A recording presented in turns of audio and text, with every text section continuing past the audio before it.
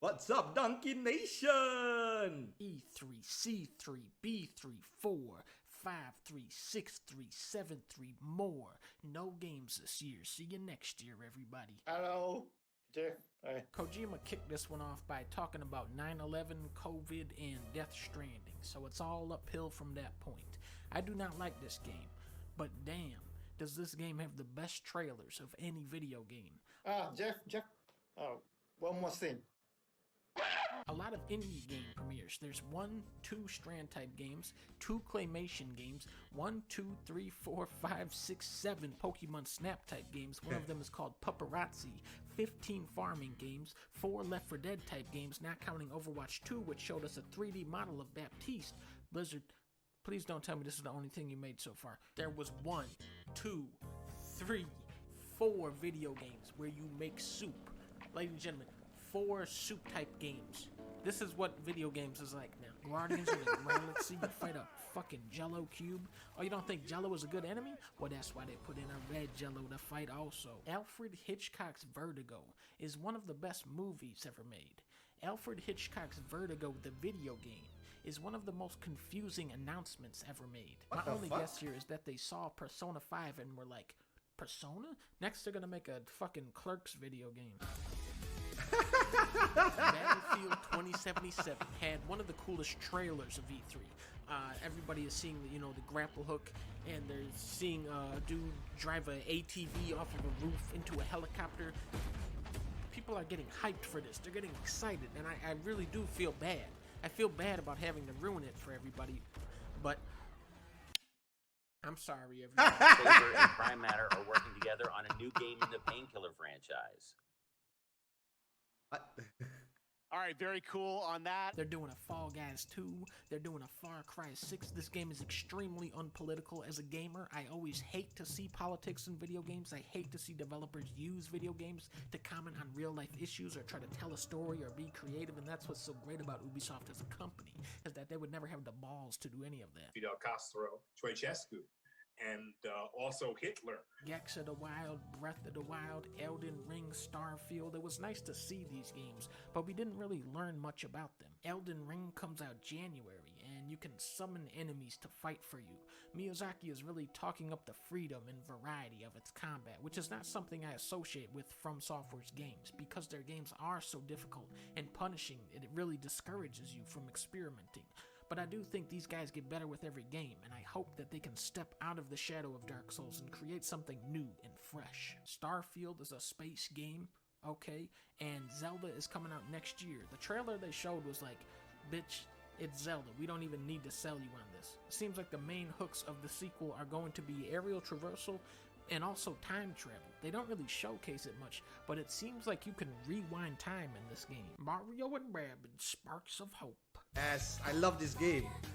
I mean, I love the first Mario one. and Rabbids really snuck up on me and ended up being the best game Ubisoft has put out since Rayman Legends in 2013.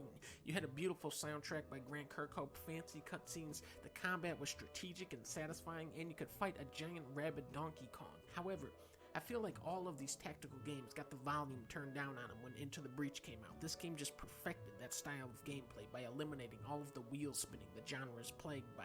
Just like Zelda and open world games, I think it's going to take a while for everyone else to catch up. Jeff Goldblum. Thank you so much, Joffrey,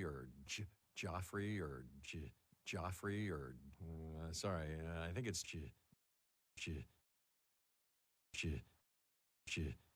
World premiere. Are you a fan of dinosaurs? I won't get angry if you aren't. Nope. What?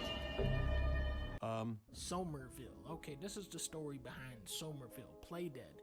The guys who made Inside, the 2 co-founders were pissed off at each other, so one of them bought the other guy out of the company, and now they're making 2 separate games.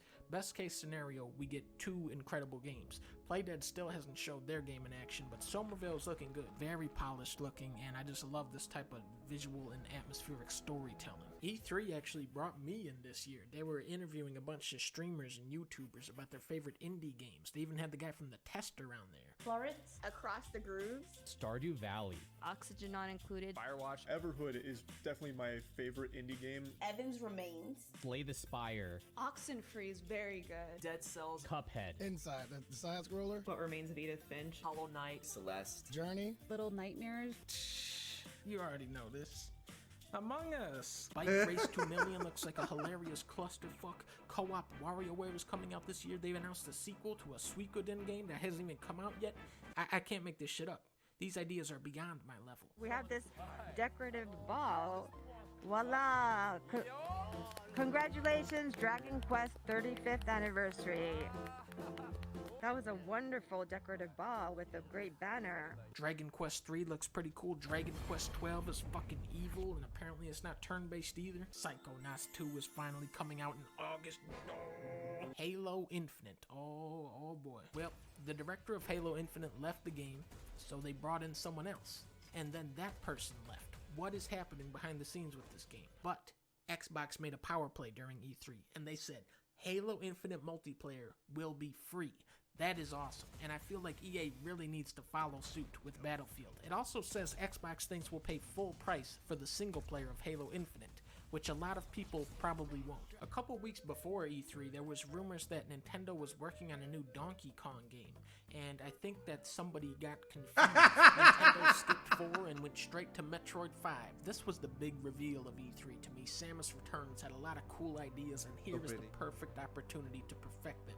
I definitely prefer the 2D Metroid games, and I hope this can give Silk Song and Prime 4 a run for their money. Then Tekken showed up, and threw Ganondorf into a volcano, so he's dead. Well, he was already dead. He's throwing him in the pit, get it? That's just arms. You can throw them in there. Ain't nobody care about that. Oh, no! No, Kirby, no! Don't kill. Oh, no! He killed Kirby. Square Enix, the masterminds behind Balan Wonderworld, showed off Final Fantasy 16 a while back, and it was very weird because they showed a trailer for Final Fantasy, but I didn't feel secondhand embarrassment for RPG fans while watching it. Thankfully, Square rectified this at this year's E3. I'm here to kill Chaos. Oh God. That's my mission.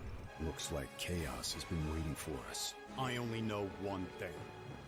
I want to kill Chaos. You sure Chaos is here? This is the Shrine of Chaos. Chaos. And who are you? We're here to kill Chaos. Chaos. Chaos.